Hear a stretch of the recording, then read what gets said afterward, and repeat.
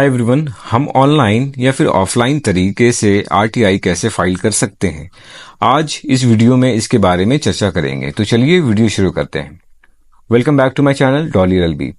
आज हम आरटीआई यानी सूचना का अधिकार अधिनियम 2005 के तहत एक आम जनता अपना आरटीआई कैसे दाखिल या फिर फाइल कर सकता है। तो चलिए आज के इस वीडियो में या आप लोगों को मैं बताने की कोशिश करूंगा कि ऑनलाइन या फिर ऑफलाइन तरीके से आरटीआई कैसे फाइल किया जा सकता है। सूचना का अधिकार अधिनियम 2005 यानी राइट टू इन्फॉर्मेशन एक्ट 2005 को केंद्र सरकार के द्वारा लाया गया था, जिसमें सभी सरकारी कार्यों के तरीकों में ट्रांसपेरेंसी लाने के लिए, सरकारी दफ्तरों की अकाउंटेबिलिटी तय करने के लिए और उन दफ्तरों से करप्शन खत्म करने के लिए इस एक्ट को पारित किया गया था, ताकि आम जनता को अपने कामों को करवाने के लिए कोई दिक्कतों का सामना न करना पड़े।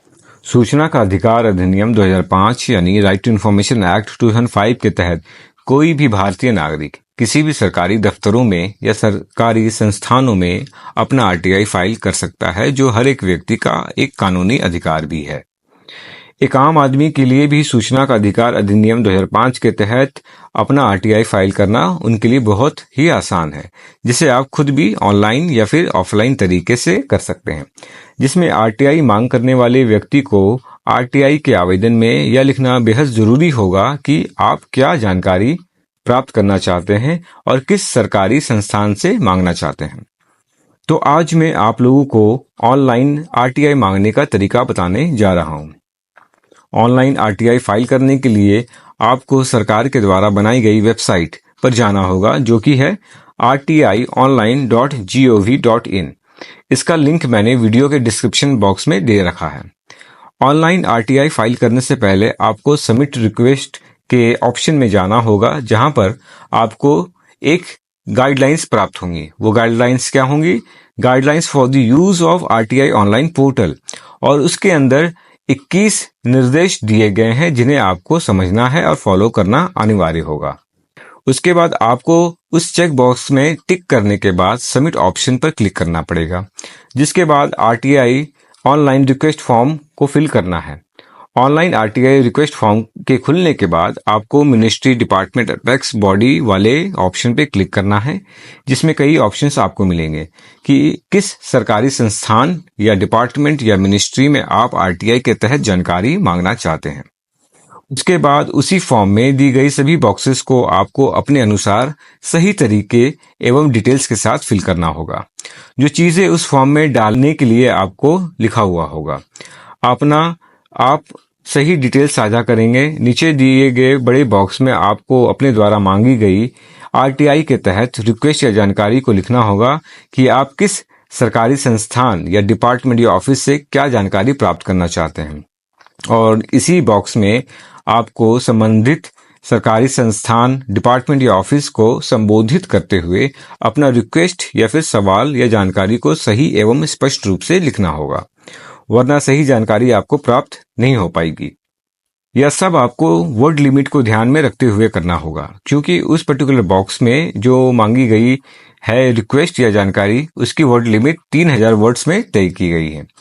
आपको यहाँ ये भी कोशिश करना होगा कि जितना जरूरत हो उतना ही सवाल जानकारी के लिए लिखें, ताकि संबंधित सरकारी संस्थान, डिपार्टमेंट या फिर जो ऑफिस है आपको प्रॉपर जवाब या जानकारी प्राप्त करवा सके और उनके लिए कोई भी कंफ्यूजन ना रहे।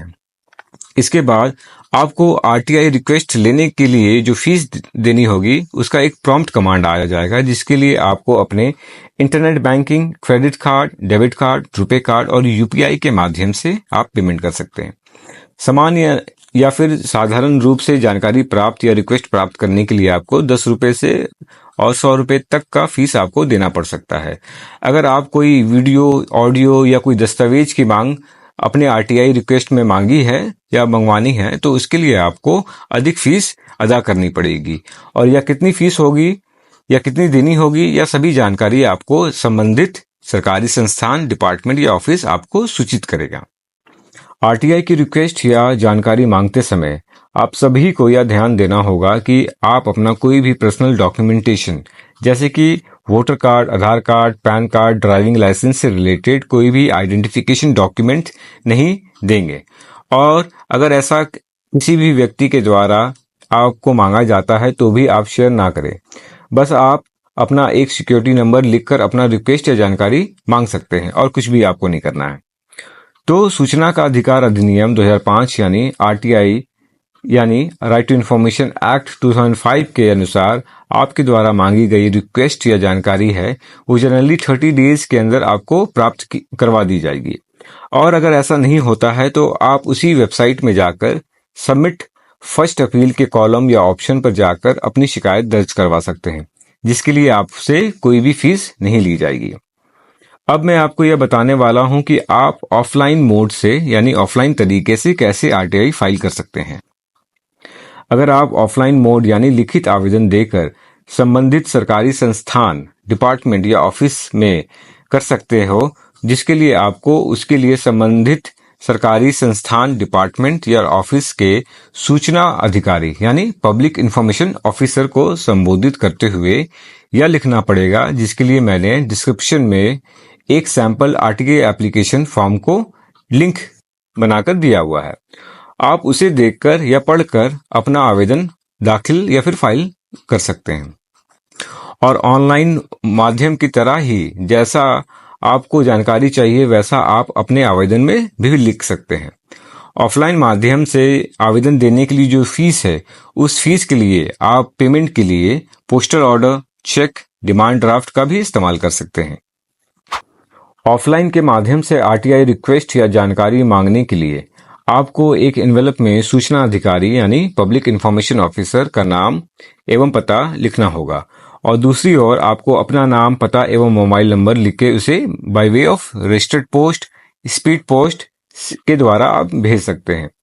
और उसकी पोस्टल स्लिप भी आपको संभाल कर रखनी होगी। साथ ही पोस्टल स्लिप की जो ट्रैकिंग रिपोर्ट है उसको भी आपको प्रिंट आउट निकाल के रखना होगा, ताकि यह साबित हो सके कि आपने संबंधित अधिकारी को आपने आरटीआई का आवेदन दिया है और उसे कब प्राप्त हुआ है। या संबंधित ऑफिस में जाकर आप अपना लिखित आवेदन जमा कर सकते हैं और आप संबंधित अधिकारी के ऑफिस में जाकर उनसे एक रिसीविंग जरूर लेनी है, क्योंकि वो बेहद जरूरी है।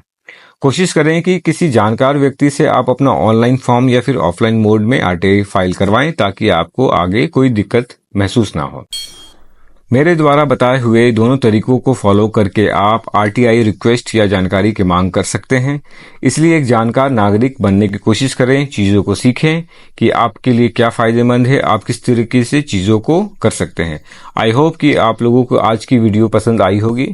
ऐसे ही कंटेंट को देखने के लिए subscribe my channel, like and share. Thank you so much.